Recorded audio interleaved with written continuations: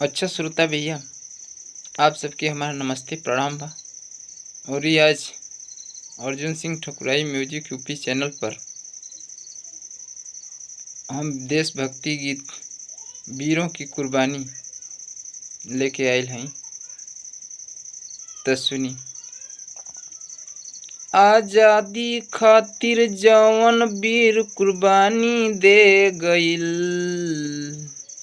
आजादी खातिर जवन वीर कुर्बानी दे गईल, तो उनकी पल पल यादगार, उनकी पल पल यादगार झंडा ई निशानी हो गई, उनकी पल पल यादगार झंडा ई निशानी हो गईल।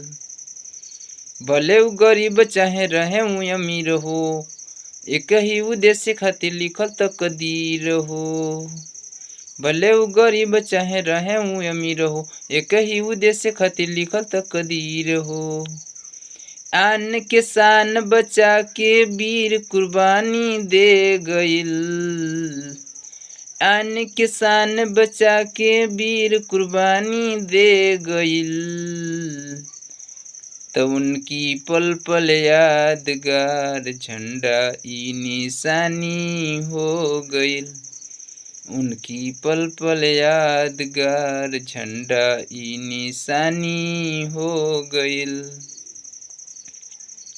दिल से सोची जे भी वीरवन के काज हो, करुणा के पानी आई अखियाँ में आज हो। दिल से सोची जे भी वीरवन के काज हो, करुणा के पानी आई अखियाँ में आज हो।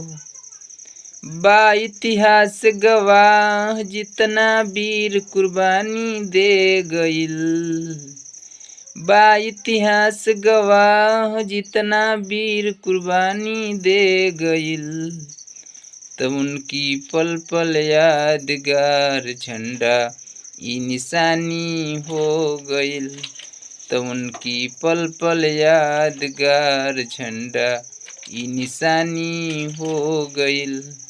तो अच्छा भैया, आप लोगन के ई